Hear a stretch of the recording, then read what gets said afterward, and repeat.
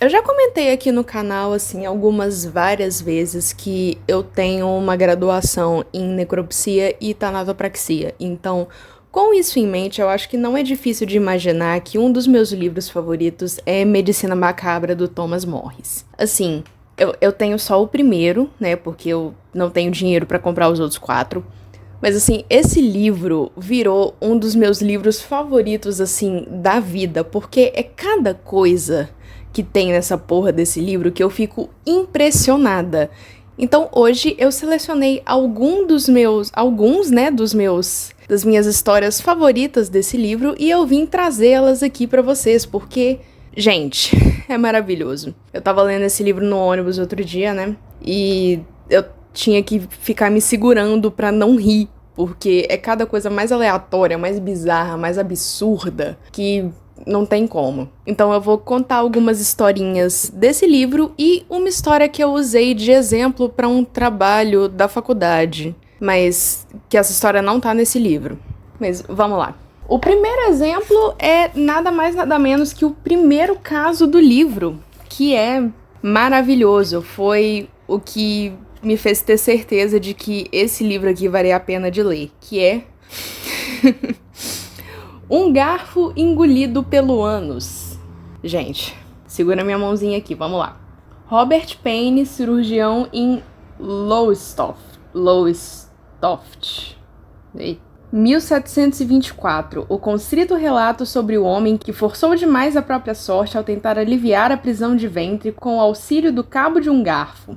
Um caso pungente cuja descrição fará você se sacudir na própria cadeira. Gente, imagina eu lendo isso no ônibus. Revistas médicas modernas não são famosas por suas manchetes engraçadas. A terminologia da profissão também não ajuda, de modo que é difícil escrever algo que atrai o leitor se o assunto de seu artigo for algo como retinopatia, ou púrpura trombocitopênica, ou fasciite necrosante. A minha manchete favorita foi escrita há quase 3 séculos, em 1724, a Philosophical Transactions, ou Relatórios Filosóficos, uma revista britânica da Sociedade Real de Medicina, publicou uma carta de autoria do Sr. Robert Payne, um cirurgião da cidade de Lowestoft, em Suffolk. O título é uma verdadeira obra-prima. O relato sobre um garfo engolido pelo ânus, o qual mais tarde foi extraído pela nádega, narrado numa carta para o editor pelo Sr. Robert Payne, cirurgião em Lowestoft. Meu Deus. James Bishop, um aprendiz de carpinteiro naval da cidade de Great Yarmouth, de aproximadamente 19 anos, padeceu por 6 ou 7 meses de dores agudas na região inferior do abdômen. Não havia quaisquer indícios de cólicas, e a presença ocasional de sangue na urina induziu o Sr. P a cogitar que se tratava de um caso de pedras nos rins. A medicação trouxe pouca melhora ao paciente. A certa altura, um tumor rígido surgiu em sua nádega esquerda, sobre ou próximo ao glúteo, máximo de 5 a 7 centímetros da borda do ânus, numa posição levemente inclinada para cima. Em dado momento, o ânus passou a expelir uma substância purulenta que era excretada diariamente. A palavra tumor foi usada em seu sentido antigo, que não significava exatamente um crescimento de um tecido de forma anormal, e sim algum inchaço sem relação com câncer. Nesse caso, o tumor era algum tipo de cisto cuja superfície na pele havia estourado. O cirurgião suspeitava se tratar de um caso de fístula anal, ou um canal anômalo entre o final do intestino e a pele. Os eventos que se sucederam, no entanto, logo provaram que esse primeiro diagnóstico estava redondamente equivocado. Gente, presta atenção. Pouco depois detectou-se o surgimento dos dentes de um garfo no orifício da ferida, cujas pontas se elevaram a cerca de 1 centímetro acima da pele. Assim que as saliências do objeto despontaram, as violentas dores cessaram. Abri a ferida entre os dentes metálicos da melhor forma que pude, fiz uma incisão circular ao redor do ferimento e, utilizando uma pinça reforçada com um grande esforço, extraí o objeto na sua totalidade. O cabo do garfo... No instante de sua extração, se encontrava encardido de fezes. Que maravilha! Além do mais, o talher em questão não era exatamente pequeno. Imagine essa garfada. Trata-se de um robusto garfo de bolso, cujo comprimento é de 16 centímetros. O cabo é de marfim, mas está enturvecido de um tom marrom escuro. A parte metálica também está escurecida, ainda que lisa, sem sinais de oxidação. O jovem paciente relutou em explicar como fora parar naquela situação, mas, sob a ameaça de perder seu ordenado, acabou falando. Um parente seu e cavalheiro desse bairro, o reverendo Sr. Gregory Clark, reitor de Bloomston, cuja indicação o encaminhara para estar sob meus cuidados e de quem o paciente depende financeiramente, ameaçou passar a ignorá-lo caso não lhe fosse explicado como aquilo procedera. O paciente deu testemunho de que estava constipado, com prisão de ventre, e decidira utilizar o garfo para desobstruir as vísceras. Contudo, tendo o talher escorregado para além de seu alcance, tornara-se impossível recuperá-lo. O Sr. Payne ainda faz um adendo. O paciente afirma que após o acidente com o garfo, não sentiu mais dores ou complicações por cerca de 1 mês ou mais. Essa informação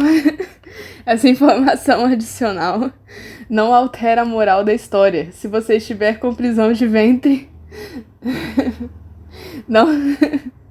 não tente resolver a situação com a garfada. Gente, vocês conseguem imaginar eu lendo isso num ônibus? E tem os desenhos de uns garfinhos bonitinhos aqui. Eu acho que... Será que foi esse o modelo do garfo que o cara enfiou na bunda?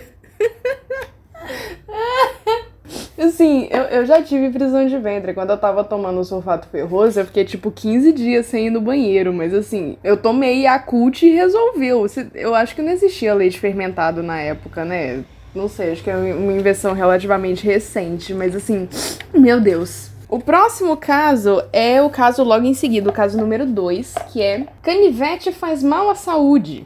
Vá, é do Dr. Alexander Marset, caso de 1823. O ousado marinheiro que não se dobrou diante do desafio de engolir canivetes, suas constantes provações públicas, as incisivas feridas causadas por seus desgostos e, por fim, a maneira como terminou sua vida. Vamos lá. Pessoas com compulsão por engolir objetos são uma constante na literatura médica. Há inúmeros casos nas revistas do século XIX, mas a maior parte dos pacientes evidentemente sofria de algum transtorno mental. Esse relato publicado na Medical Chirurgical Transactions, ou Relatórios Médicos Cirúrgicos, em 1823, é o primeiro que encontrei sobre um paciente que engolia canivetes por diversão. Relato de um homem que viveu por 10 anos após ter engolido diversas facas dobráveis, com uma descrição do estado do cadáver após a morte, por Alex Marset, doutor de medicina e membro da Sociedade Real Médico-Cirurgião do Guy's Hospital, falecido. No mês de junho do ano de 1799, um marinheiro norte-americano, cujo nome era John Cummings, com cerca de 23 anos, estando ancorado na costa da França, numa região situada a cerca de 3 quilômetros da cidade de Havre de Grace, decidiu desembarcar com alguns companheiros de bordo e visitar uma tenda que eles avistaram no campo, ao redor da qual havia um grupo de pessoas. Após se informarem de que havia uma peça sendo apresentada dentro da tenda, adentraram e depararam com um charlatão que divertia a plateia presente fingindo engolir facas dobráveis, canivetes, Ao retornarem à embarcação, após um dos membros da comitiva descrever para os outros marinheiros o feito do artista com lâminas, Cummings, em estado de embriaguez, gabou-se de ser tão capaz de engolir canivetes quanto o francês. Dizer algo assim já não era uma tentativa muito inteligente de se exibir entre os marinheiros, que o desafiaram a colocar suas palavras à prova. Para não desapontar os colegas, ele enfiou seu canivete na boca e, com a ajuda de alguns goles de sua bebida, conseguiu engoli-lo. Gente, homem bêbado. Tá vendo? É por isso que homem vive menos. É o segundo exemplo mostrando de por que homem vive menos. Continuando. Os espectadores, contudo, não se deram por satisfeitos com apenas uma única tentativa bem-sucedida, provocando o exibicionista com questões sobre se ele seria capaz de engolir mais lâminas, ao que ele respondeu: todos os canivetes que houver a bordo do navio. Imediatamente surgiram mais 3 facas dobráveis, as quais ele engoliu utilizando o mesmo procedimento da primeira. Foi assim, por meio de uma exibição de coragem de um homem embriagado, nas palavras do próprio, que os marinheiros se divertiram naquela noite. É de se esperar que alguém que navega por aí saiba que as ações têm consequências e que objetos estranhos ingeridos quase sempre trazem consequências em até 12 horas. E eis que, segura essa, aquilo que entrou tem que sair. Na manhã seguinte, ao evacuar, nada se deu fora do comum. Pela tarde, ao evacuar uma segunda vez naquele dia, ele expeliu um canivete, que, todavia, não era a primeira lâmina que foi ingerida. No dia seguinte, ocorreu a expulsão de 2 facas dobráveis de uma só vez, sendo uma delas a primeira engolida, pela qual ele dera falta no dia anterior. A 4ª lâmina, até onde ele tinha consciência, nunca foi expelida e jamais lhe causou quaisquer inconveniências. O que os olhos não veem, os intestinos não sentem, não é mesmo? Após essa primeira performance de sucesso, passaram-se 6 anos até que ele voltasse a contemplar a possibilidade de engolir canivetes mais uma vez. No mês de março de 1805, aportado em Boston, nos Estados Unidos, ele se sentiu tentado, enquanto bebia com uma comitiva de marinheiros, a se gabar de seus feitos, e afirmou que seguia tão saudável quanto antes daquela brincadeira, além de se mostrar disposto a repetir a performance de anos antes. Em pouco tempo, alguém lhe apresentou uma pequena faca dobrável que ele prontamente engoliu. No decorrer da noite, ingeriu mais 5 canivetes. Na manhã seguinte, uma pequena multidão de curiosos o procurou. Antes do pôr do sol, ele foi induzido a engolir mais 8 facas dobráveis, perfazendo um total de 14 lâminas ingeridas. A essa altura não é difícil calcular que a mente do Sr. Cummings não era lá das mais afiadas. Dessa vez, entretanto, o preço que seus gracejos lhe cobraram foi alto. Na manhã seguinte, ele foi tomado por vômitos constantes e dores no estômago, tornando-se necessário levar até o hospital de Charleston, onde, nas suas próprias palavras, no decorrer daquele período até o 28º dia do mês vindouro, ele conseguiu descarregar seu fardo com segurança. Jesus. Por mais que eu imagine que ele tenha usado um eufemismo naval da época sem intenção de fazer um trocadilho, também não pude deixar de descarregar um riso. Após esvaziar o porão da embarcação, Cummings embarcou num navio a caminho da França. Na viagem de volta, contudo, o navio foi interceptado pelo Isis da Marinha Real, e ele foi forçado a se alistar. Certo dia, na cidade de Spithead, na qual sua embarcação permaneceu por um tempo, ele se embriagou e, como de praxe, retomou o tópico de suas antigas brincadeiras. Ao ser desafiado ainda outra vez, repetiu o gracejo para se mostrar, segundo ele, um homem de palavra. Uma pessoa de respeito certamente mantém sua palavra, mas alguém sensato não ingere 5 canivetes só para se provar. Mas foi isso que o sem noção do americano fez naquela noite, e ele não parou por aí.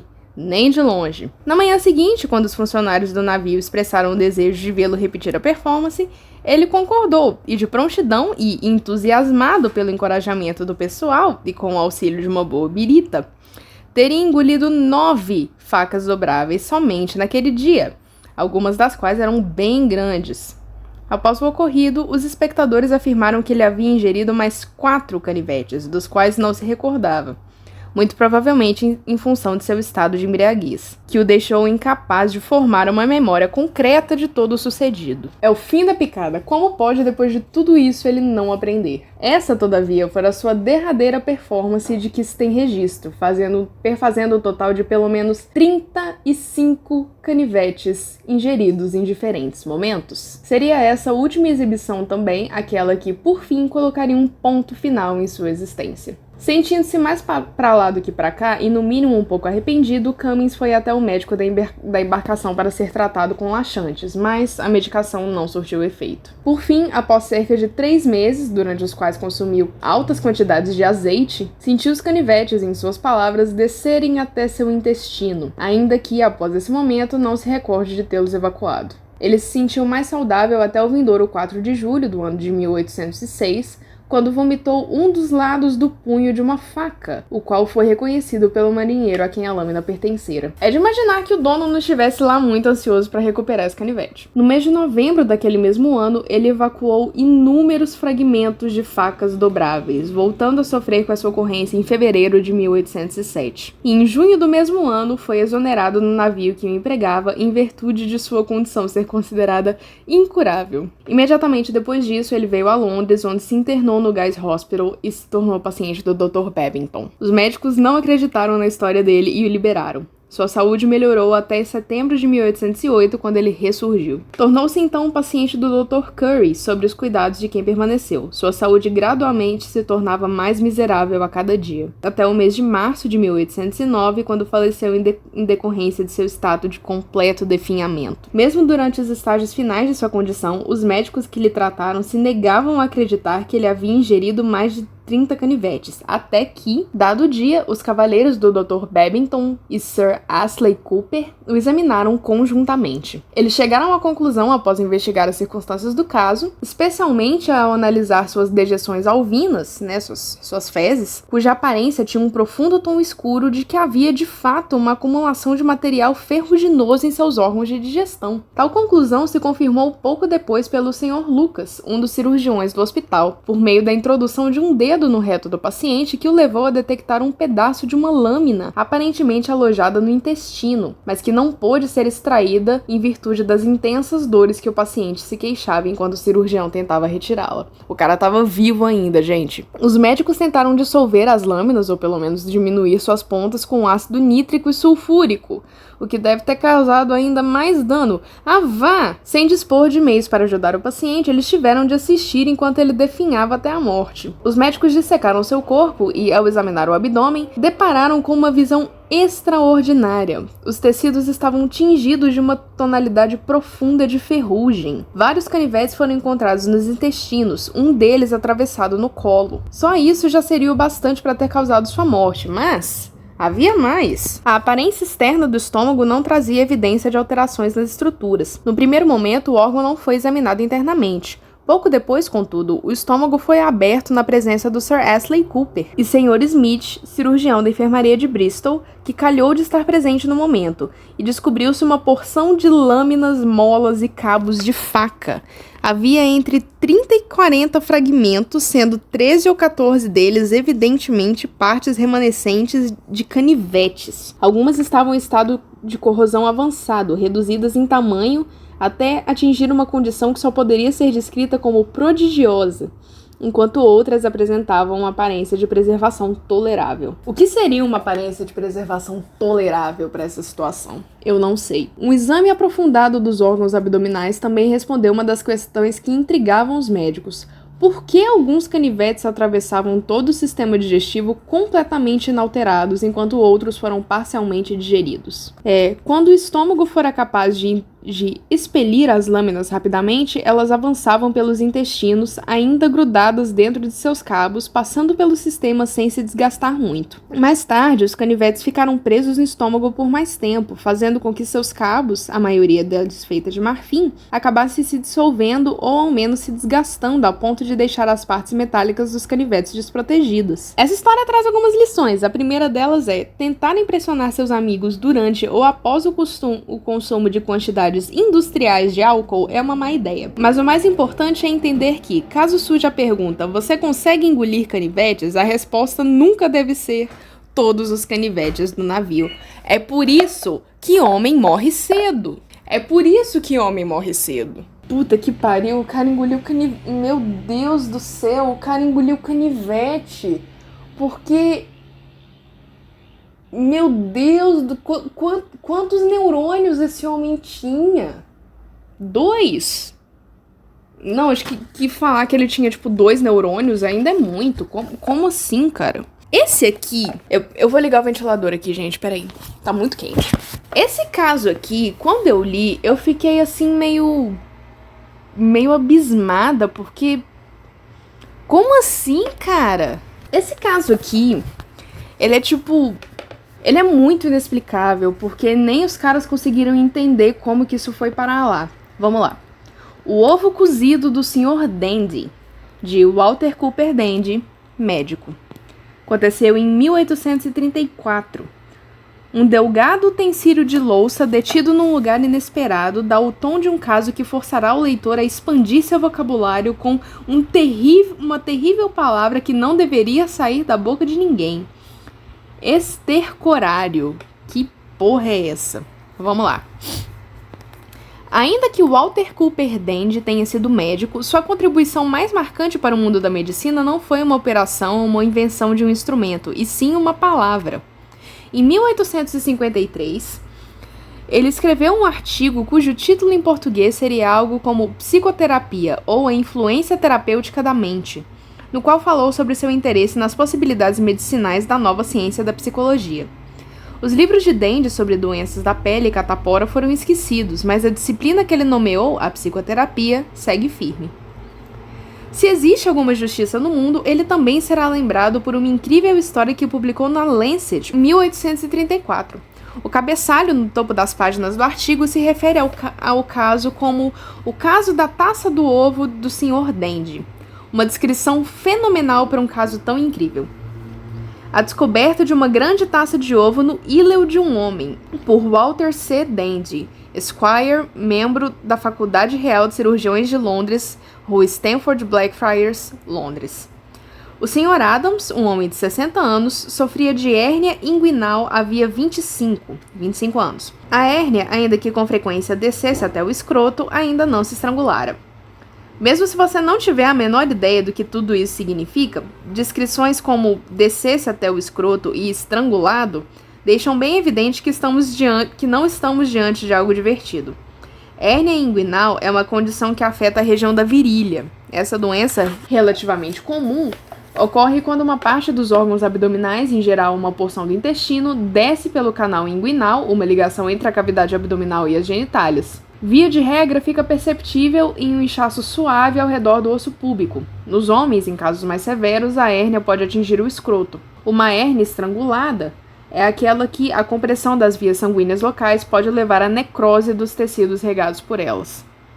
Ou seja, o saco do cara literalmente pode necrosar por causa de hérnia. 3 meses antes de sua morte, o paciente sofreu de diarreia, que se tornou disenteria, para a qual recebeu tratamento médico e exibiu alguns sintomas de melhora. A disenteria, diarreia acompanhada de secreção de sangue, pode ter sido resultado, em certo nível, do estrangulamento causado pela hérnia. Os médicos começaram o tratamento usando sanguessugas, laxantes e eméticos para tentar diminuir a inflamação. Um regime conhecido como plano antiflogístico, que fez sucesso nos anos 1830. Para entender esse tal plano, entre aspas, imagine doar sangue enquanto vomita junto com uma diarreia constante. É mais ou menos desse jeito que o paciente se sentia. Os primeiros sinais após o início do tratamento foram encorajadores, mas daí, uma semana depois, os sintomas mais agudos retornaram, com outros indícios, sinalizando um estrangulamento com obstrução. Tais sintomas incluíam vômito estercorário e singulto, tumefação abdominal e etc. Mesmo assim, os intestinos, por repetidas vezes, chegaram a expelir evacuações escassas e líquidas. Estercorário, nesse caso, é uma palavra desagradável que descreve um fenômeno ainda pior, ou seja, o paciente estava vomitando o que pareciam ser fezes. Singulto é um termo médico de rebusco desnecessário que significa apenas soluço. O Sr. Dende sabia que esses sintomas indicavam que o intestino delgado estava obstruído e voltou para examinar a hérnia, para ver se identificava a parte das vísceras que estaria afetada. Resumindo, o cara estava vomitando merda, porque o intestino do cara estava obstruído e ele não estava conseguindo cagar, aí ele estava vomitando merda para, evacuar. Não estava conseguindo eliminar do jeito certo, vai pelo outro. Vai ter outro caso assim aqui, né, nesse vídeo, pera lá. Realizando um exame minucioso, encontrei um pequeno nó de intestino que estava bastante situado, aderido profundamente à boca do canal da hérnia. Notando que o tumor estava bem sensível após uma breve tentativa de redução da hérnia, não pude deixar de sugerir que uma cirurgia deveria ser realizada imediatamente. Redução é uma manipulação da hérnia sem cirurgias. A hérnia estrangulada é uma condição médica que raramente, a bem da verdade quase nunca, é resolvida sem intervenção cirúrgica. Portanto, os instintos do Sr. Dende estavam corretos. Os amigos consentiram, o paciente todavia se recusou, alegando que simplesmente não lhe agradaria ser operado. Em 1833, ser operado era mesmo uma possibilidade assustadora, mas também era possível que o paciente tivesse outros motivos para recusar a cirurgia, ainda mais se levarmos em consideração o que ocorreu a seguir. Por conseguinte, tive que me contentar com tratamentos paliativos, usando uma leve pressão manual. Devolvi um nódulo da hérnia para dentro do canal, o que causou a interrupção do vômito estercorário. Um sinal positivo e cheio de sabor, mas enganoso. Sua saúde piorou gradativamente e seu abdômen se tornou mais e mais estendido, até que ele veio a falecer em 4 de dezembro, às 15 horas. Durante toda a sua enfermidade, ele nunca sequer mencionara a circunstância que, eventualmente, se provou a causa essencial de sua severa condição. A tal circunstância se tornou rapidamente evidente, tão logo o Sr. Dende fez uma autópsia. Os intestinos do homem guardavam algo inesperado, um item de louça. Ao abrir o abdômen, percebemos que o intestino delgado se encontrava bastante distendido e descolorido. Ao manusear as dobras superiores, meu dedo entrou em contato com uma substância rígida, cuja forma se projetava pela musculatura intestinal. A região em questão era o íleo, sobre o qual nos debruçamos no exame mais minucioso. Surpreendendo-nos com a descoberta, por meio de análise da parte do órgão, onde paredes estavam atenuadas, fracas e desgastadas, de uma taça de ovo de argila enclausurado entre as dobras intestinais. A borda biselada e denticulada repousava contra a espinha. A haste quebrada da taça, a qual se projetava pelo intestino, estava própria ao ilíaco esquerdo. A crista ou cume do ilho é a parte curvada no topo do osso pélvico. A taça do ovo havia perfurado o intestino. Mesmo hoje, esse seria um ferimento fatal, pois o material intestinal rapidamente causa infecção. O Sr. Dende descobriu que o intestino estava com 2 feridas, a hérnia e a perfuração causada pela taça de ovo. Como era de se esperar, ficou interessado em descobrir o que levou um objeto inusitado assim a ir parar dentro do intestino delgado do paciente. Não era nem o intestino grosso, não, era o intestino delgado, que tá por dentro do intestino grosso. Requisitei ao meu colega Sr. Stephens, pois eu estava naquele instante ocupado com as minhas anotações, que investigasse toda a extensão do cólon, a partir do seco, descendo daquele ponto adiante. O seco é um apêndice que fica na junção entre o intestino delgado e o intestino grosso. A investigação provou que toda a extensão do intestino grosso encontrava-se em condições saudáveis. Por outro lado, o intestino delgado, em especial a região do íleo, estava extremamente distendido e descolorido. Um adoecimento prolongado se evidenciava pelos graduais tons avermelhados e levemente purpúreos, meio roxos.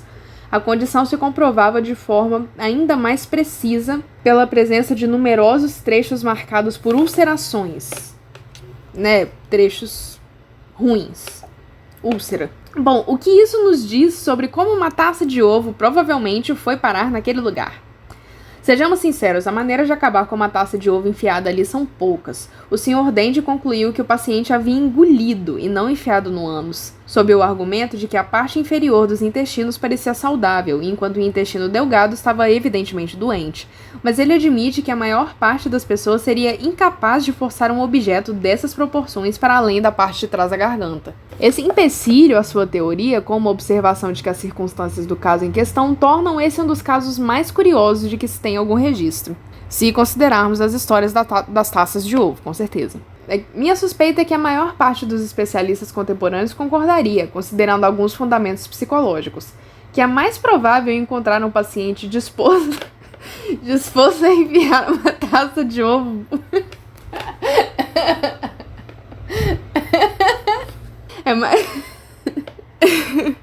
é mais provável encontrar um paciente disposto a enfiar bunda acima do que um capaz de engoli-la goela abaixo. Ainda assim, explicaria por que o paciente se mostrou tão reticente em mencionar que havia um objeto imenso preso dentro de seu ventre. O artigo é concluído com um desenho da taça de ovo, desenhada provavelmente pelo Sr. Dende, um artista de talento, que retrata com detalhes os inocentes adornos que embelezavam o precioso item. Pela imagem, vê-se que essa taça de ovo é uma imitação dos designs chineses que se tornaram imensamente populares na Europa perto do fim do século... Caralho, que número é esse? O século XVIII? Perto do fim do século XVIII. Esse objeto tem o formato que segue o padrão Broseley, utilizado por muitos fabricantes de louças e porcelanas da época. Um detalhe específico que, nesse caso, nos permite uma identificação mais precisa. Duas figuras atravessando a ponte. Uma está segurando uma sombrinha e a outra um cajado. De todas as fábricas que usaram o padrão Broseley, Apenas uma parece ter produzido louças com esse desenho, Rathbone, uma companhia que atuou na área industrial de Staffordshire Potteries, na Inglaterra, entre 1812 e 1835. É provável que nunca possamos confirmar como o paciente do Sr. Dandy terminou com a taça de ovo presa no intestino delgado, mas pelo menos sabemos de onde a louça saiu. Meu Deus do céu! Socorro! Jesus amado, mas ele enfiou aquele trem, tipo, muito fundo pra ir ter parado no intestino delgado, né? Porque, assim, quando você enfia uma coisa na bunda, ela passa pelo intestino grosso, né? E pra ir parar no intestino delgado, meu Deus! Tipo, ter parado no intestino delgado sem ter rasgado, porque o intestino grosso fica por fora do intestino delgado, o intestino delgado fica no meio. Pra ter ido parar no intestino delgado sem rasgar o intestino grosso, o que esse cara fez, velho? Meu Deus do céu! Mas realmente é muito mais fácil você encontrar alguém disposto a enfiar uma taça de ovo na bunda do que engolir a porra da taça, né? Mas tudo bem. O próximo caso também envolve homem fazendo merda, porque é por isso que homem vive menos, né, galera? Mas escuta só. O pênis engarrafado e outras dores. Azaria Shipman, cirurgião de Syracuse, 1849. O explosivo relato acerca de um paciente cujo membro, com marcas de queimadura, estava aferrolhado numa garrafa. E o mais surpreendente é entender o que o levou a ficar preso em tal situação. A maioria dos médicos já se encontrou na seguinte situação: estar tratando de um paciente com uma lesão tão vergonhosa que a pessoa ferida nem seria capaz de dar uma explicação plausível para sua condição. Em seu livro Urological Oddities, ou Esquisitices Urológicas, de 1948, o médico norte-americano Wirt Bradley Deckin cita algumas das desculpas esfarrapadas inventadas por pacientes que sofriam com objetos estranhos presos em suas bexigas. As explicações vão desde eu estava medindo minha temperatura e escapou da minha mão, o paciente estava falando sobre um termômetro, e eu queria ver o que podia acontecer, uma bobina de fio com quase 2 metros visíveis de comprimento. Jesus. Outros pacientes se negaram a lhe dar uma explicação, entre eles o digno e reconhecido cidadão que buscou tratamento após enfiar uma minhoca na própria uretra. Meu Deus. Sendo justo, se é que já existiu algum momento apropriado para apelar à quinta emenda à Constituição norte-americana e se negar a falar mais alguma coisa, olha, foi esse aí. Concordo. De vez em quando, no entanto, uma desculpa que soou completamente improvável acaba se provando verdadeira. Um caso desse tipo foi relatado pelo Dr. Azaria Shipman em 1849. Shipman era um cirurgião de Syracuse, Nova York, ao ser chamado para tratar um jovem com uma garrafa de vidro presa ao redor do pênis. O médico provavelmente não anteciparia que a situação tinha uma explicação cientificamente inocente. Efeitos inéditos do potássio, corpos estranhos na uretra, catalepsia. Alguns meses atrás, fui convocado às pressas para atender um jovem cavalheiro que se encontrava numa situação tão ridícula quanto dolorosa. Ao examiná-lo, encontrei uma garrafa cujo pescoço era curto e o gargalo pequeno, cheia com cerca de 600 ml de líquido, firmemente presa ao corpo do paciente. Pelo pênis, o qual se esticava pelo pescoço do vidro e projetava para dentro da garrafa. Em decorrência do apresamento do membro, este estava inchado e roxo. O frasco, cuja cor era branca, tinha uma rolha de vidro fosco e era perfeitamente transparente, dotado apenas de uma abertura apenas de 2 centímetros de diâmetro. Por conseguinte, em virtude do estado de inchaço do pênis, a extração da garrafa era praticamente impossível. O paciente, bastante apavorado e ansioso pela remoção da garrafa, negou-se a explicar como chegar àquela situação tão adversa, limitando-se a implorar para que eu desembaraçasse naquele instante, descrevendo a dor que sentia como intensa, a sua angústia mental e o pavor como intoleráveis. Imagino que se eu procurasse um médico por estar numa condição assim, provavelmente imploraria pela mesma coisa, tratamento primeiro, as explicações depois. Ao compreender que não havia esperança de receber uma elucidação das presentes circunstâncias, dediquei-me ao empenho infrutífero de tentar livrar o pênis dentro da garrafa somente usando meus dedos. Busquei então uma faca grande que estava à mesa e com as costas da lâmina acertei o pescoço do vidro, despedaçando em incontáveis pedaços e livrando o pênis num só instante, para um imenso alívio do apavorado jovem. A ponta do membro recém-liberado estava bem inchada e escura, cheia de bolhas, como se tivesse sido queimado por fogo. Quanto ao seu dono, tão logo a garrafa fora removida e ele se queixou de pontadas e dores no pênis. A inflamação, o inchaço e a descoloração seguiram por alguns dias, mas a aplicação de escarificações, uma forma mais leve de sangria feita com cortes superficiais, e compressas frias, causou o retrocesso desses sintomas. Meu Deus, imagina você fazer sangria no pau. Puta que pariu. Ainda assim, houve instantes de grande apreensão por parte do paciente e grandes doses de profundas dores no pênis. A essa altura, o leitor provavelmente se encontra ansioso para aprender como um pênis pertencente a um homem vivo terminou em uma garrafa. Terminou entalado num lugar tão improvável quanto a boca de uma garrafa. Faz 169 anos que esse relatório foi escrito. Desde aquela época, essa é a pergunta número 1 de todas as pessoas que o leram. E provavelmente de você que está ouvindo neste exato momento. Eu mesmo me encontrava extremamente curioso. No entanto, receio que a perturbação da mente do paciente, suas apreensões de perder a integridade do pênis, pelas queimaduras, pelo inchaço e pela inflamação, ou em função dos meus próprios gestos ao lutar para livrá-lo da garrafa, tudo se somou e ele foi assaltado por um imenso sentimento de pânico. De fato, ele tinha motivos para ficar reticente, mas o doutor fez questão de espremi-lo. Agora, a explicação. Encontrava-se no quarto do paciente uma garrafa, na qual conservava uma quantidade de potássio mantida em nafta, um hidrocarboneto líquido inflamável, mas cujo conteúdo havia sido esgotado em experimentos. Tomado pela vontade de urinar, mas sem ter de sair de seus aposentos, ele removeu a rolha e aproximou seu pênis da boca do frasco.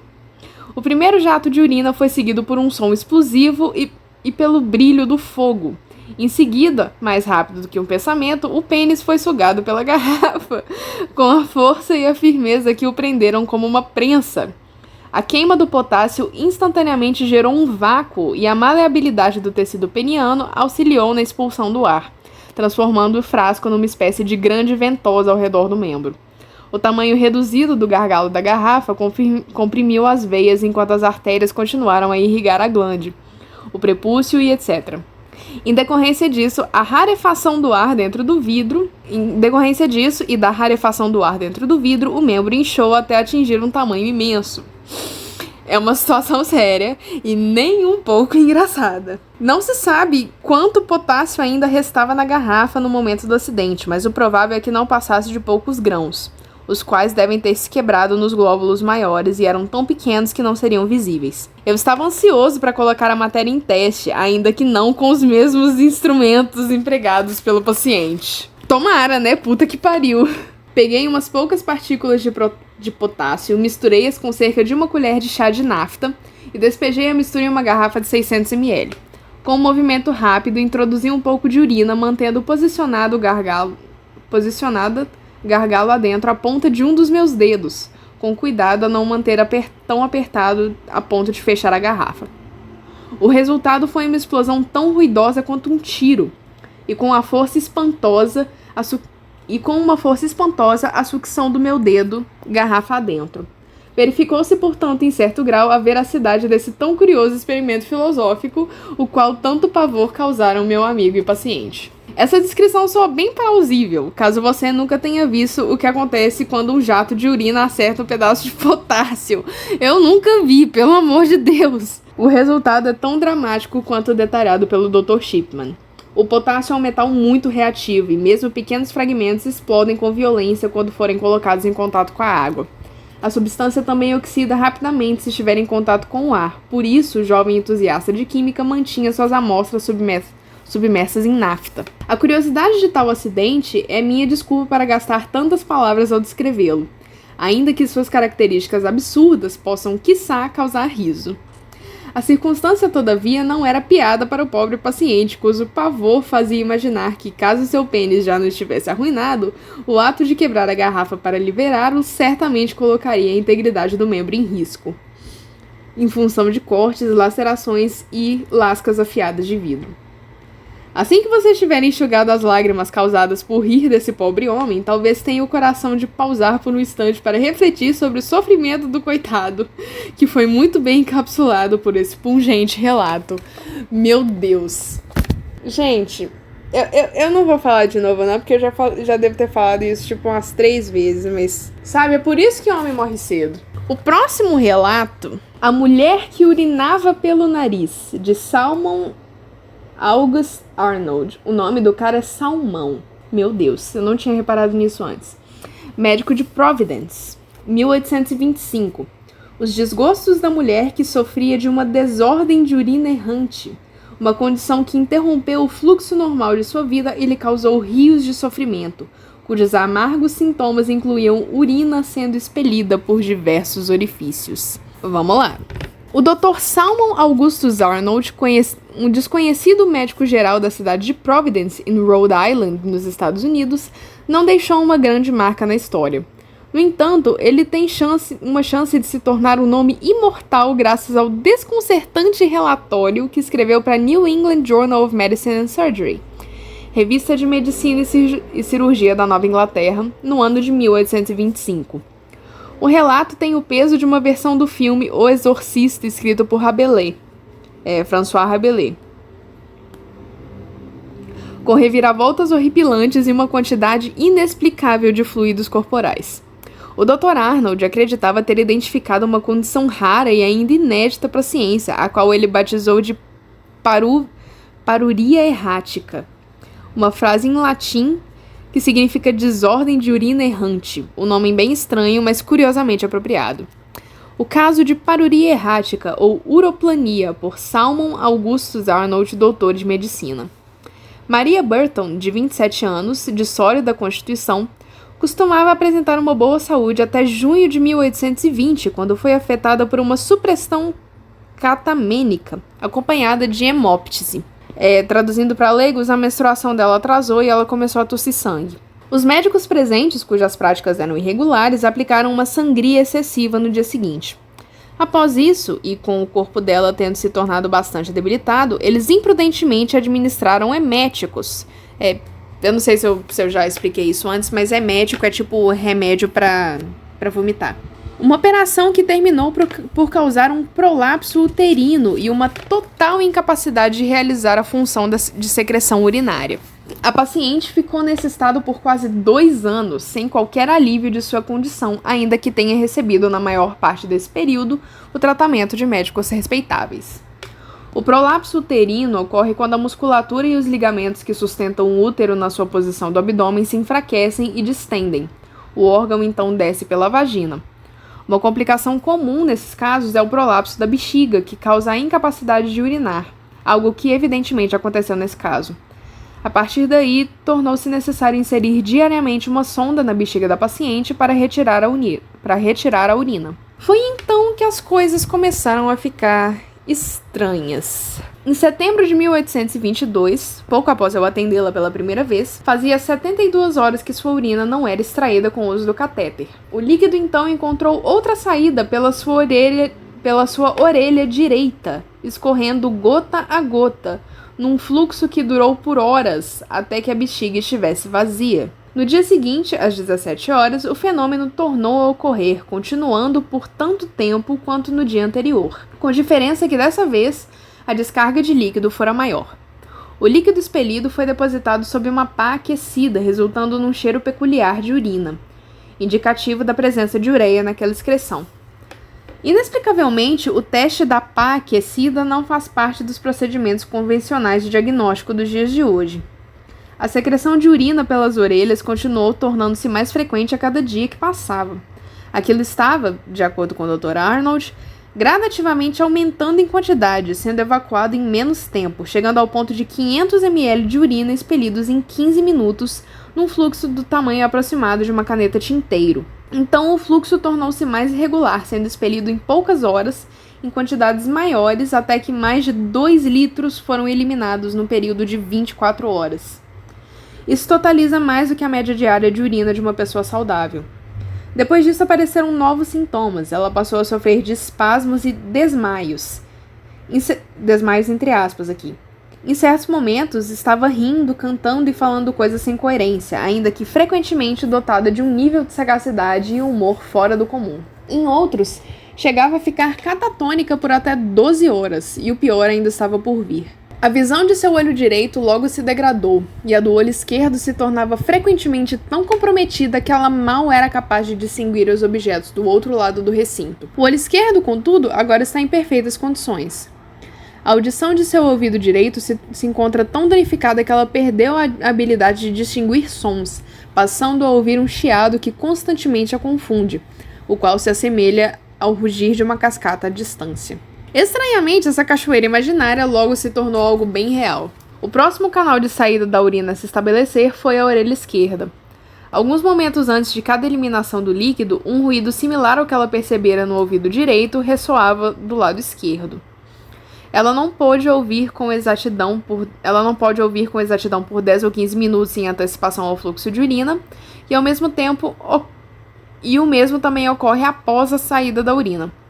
Pouco após o princípio da expulsão de excreção pelo ouvido esquerdo, a urina encontrou um caminho pelo olho esquerdo, o qual começou a lacrimejar pela manhã e seguiu nesse estado por horas a fio, ocasionando uma considerável inflamação ocular. Veja bem se possível. Isso está ficando ridículo, mas segura aí que vai ficar pior.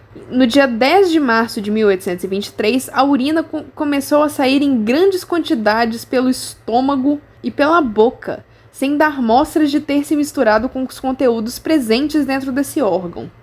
Em 21 de abril, o seio direito se tornou enrijecido e inchado, causando bastante dor, que deixou evidente que o fluido também se instalara ali, pois algumas gotas escorreram do mamilo. Desde então, ocasionalmente, o seio esquerdo expeliu urina. Ai, meu Deus. Segura só um instante, vamos contabilizar. Temos urina saindo pelas 2 orelhas, pelos 2 olhos, pela boca e pelos seios. Não há mais orifícios por onde a urina poderia sair, certo? Até parece, é claro que há. 10 de maio de 1823, entre a região hipogástrica e umbilical, o abdômen foi tomado por violentos espasmos, os quais causaram o surgimento de trechos enrijecidos e uma dor aguda, que atravessou da bexiga até o umbigo, e ao redor do qual se sentia uma severa e penosa sensação de torção.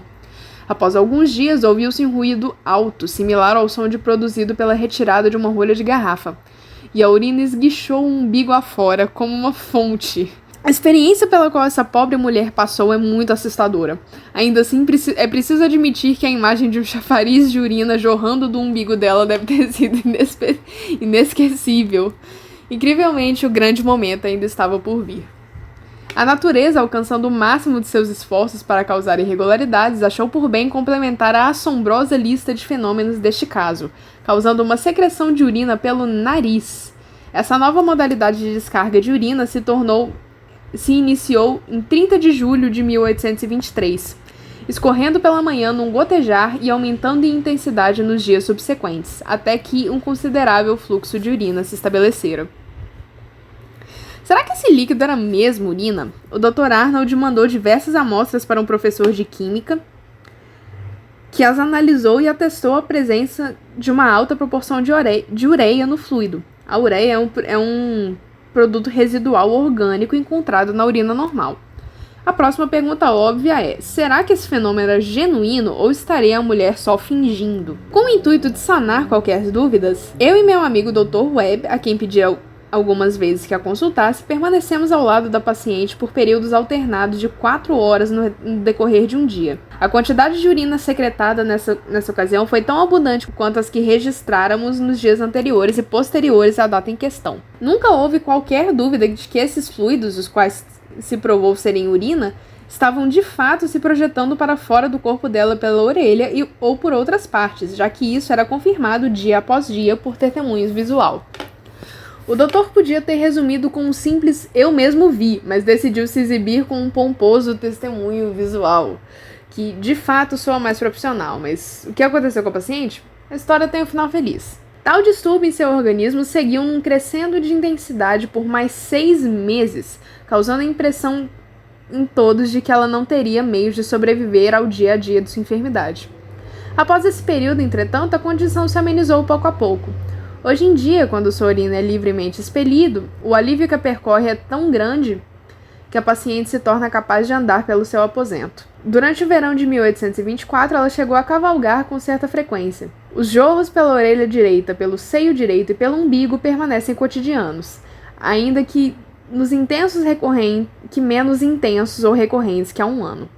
A quantidade provinda da bexiga segue a mesma. Faz alguns meses que estômago, nariz e olhos não excretam qualquer urina. Jesus, tadinha da mulher. Não devia ser uma situação das mais fáceis. Imagina se alguém o convidaria para um jantar ou uma festa se soubesse que você poderia terminar urinando espontaneamente pela orelha.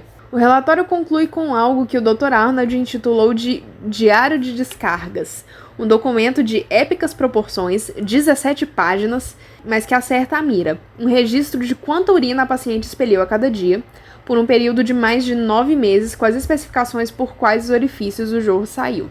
Caso você esteja considerando essa história toda exagerada demais para ser verdade, é possível que seu instinto esteja certo, mas existe uma chance bem pequena de que Maria Burton sofresse de uma exótica combinação de condições com sintomas bizarros. Sabemos que sua doença começou com um prolapso uterino, que causou uma obstrução em seu trato urinário. Se o organismo não conseguir se livrar dos dejetos por meio da urina, o sangue pode ficar saturado com ureia, uma condição chamada de uremia. Os sintomas típicos da uremia incluem fadiga, estados mentais alterados, tremores, e todos eles descritos no caso de Burton. Some-se a isso a possibilidade mais assustadora da uremia, presente apenas em pacientes com falência renal, é a geada urêmica, quando a ureia atravessa a pele e se cristaliza. Ao se dissolver no suor, a ureia produz um líquido que tem o mesmo cheiro e aparência de urina. Caso ela também estivesse sofrendo de edema, uma acumulação de fluidos nos tecidos, essa transpiração se tornaria bem mais abundante. Ah, mas e a urina que esguichou o umbigo afora como uma fonte? Surpreendentemente, pode haver uma explicação racional para isso também. A bexiga é ligada ao umbigo por uma estrutura chamada úraco, uma formação vestigial do canal que drena a urina da bexiga fetal durante os primeiros meses de gravidez. Esse tubo geralmente desaparece antes do nascimento, deixando para trás somente o cordão fibroso. No entanto, em alguns casos, a estrutura permanece até a vida adulta, uma condição conhecida como úraco persistente. Quando esse canal vestigial é muito estreito, pode não ser notado, mas se a pressão se acumular na bexiga, a urina pode ser forçada por essa abertura até sair pelo umbigo. Caso resolvido? Não exatamente. Uma paciente com uremia severa teria sorte se chegasse a sobreviver por 6 meses, quanto mais por 2 anos. Esse não é o único problema. Não é só improvável, mas fisiologicamente impossível que a urina seja liberada pelos ouvidos ou pelo nariz. Ainda que seja engraçado, vários dicionários médicos incluíram a palavra oturia, cuja definição é a urina liberada pela orelha, um termo que descreve um fenômeno impossível de ocorrer. Ou seja, Maria Burton foi a única pessoa da história na medicina a ter mijado pelo nariz, ou ela era muito boa em fingir o que fazia, e sabemos qual das duas opções era mais provável. O último caso que eu vou ler aqui para vocês não está no livro, e é um caso brasileiro, que é o curioso caso de Agenor Andrade Filho, ou o episódio das Pedras Invisíveis. Em março de 1958, bem recente, Agenor se queixou de fortes dores lombares em 4 visitas consecutivas à emergência do hospital, que, ciente de seus hábitos hipocondríacos, o aconselhou que voltasse para casa com alguns analgésicos. Na 4ª visita foram feitas radiografias que não apresentaram anomalias em nenhum órgão, osso ou músculo. Uma semana mais tarde voltou com febre alta e sinais positivos de insuficiência de órgãos. O quadro clínico do paciente orientou a equipe médica, chefiada por Dr. Emílio Bonelli, a realização de uma cirurgia de urgência. Para surpresa do corpo cirúrgico, foram encontrados 2 cálculos massivos, um em cada rim, que prolongou de forma não antecipada o tempo e a complexidade do procedimento, contribuindo para a eventual perda do paciente, que sucumbiu a uma infecção generalizada pouco depois da cirurgia. Com o relatório, as pedras extraídas dos rins de Agenor foram encaminhadas ao legista, que imediatamente contatou o Dr. Bonelli, dizendo que a vasilha onde supostamente deveriam estar os cálculos encontrava-se vazia. O médico constatou que, embora fosse impossível de ver qualquer coisa dentro do recipiente, havia ali um ruído de algo sólido presente, quando se agitava o vidro. Pelo exame deste material, Dr. Emílio Bonelli concluiu que a compulsão aguda de Agenor por doenças havia somatizado a materialização de 2 objetos de propriedades materiais, porém invisíveis ao olho humano, cujo contorno só se tornava discernível quando imersos em líquido. A incrível descoberta, tema de palestra no 3º Congresso de Nefrologia na Academia Paulista de Medicina, tomou conta da imprensa especializada e popular, que ridicularizou-a, gerando grande constrangimento para a diretoria do hospital, que exigiu que os médicos, sob ameaça de demissão, que arquivassem o caso permanentemente e não comentassem mais com ninguém. Estes documentos, assim como as pedras, foram encontrados em 2013 em um cofre subterrâneo aqui neste hospital. E esses eram os casos que eu queria trazer aqui para vocês. São umas coisas absurdas que eu achei ali naquele livro. E eu não sei, eu só queria compartilhar eles com vocês, porque, meu Deus do céu, é cada coisa que você acha. E a maioria dos casos desse livro, eu não sei se vocês perceberam, é homem fazendo merda. Gente, é absurdo. São umas coisas que você fica assim... completamente embasbacado, porque como que alguém faz umas merda dessas? E eu li esse livro principalmente no ônibus e no metrô, né? Quando eu tava trabalhando, eu lia no metrô, e quando eu tava indo pra escola, eu lia no ônibus. Gente, imagina você ler esse trem num ônibus lotado. Meu Deus do céu, eu ria pra caralho. Eu realmente queria compartilhar isso com vocês, porque é uma experiência e eu acho que todo mundo devia ouvir essas histórias. Agora que eu compartilhei, tchau.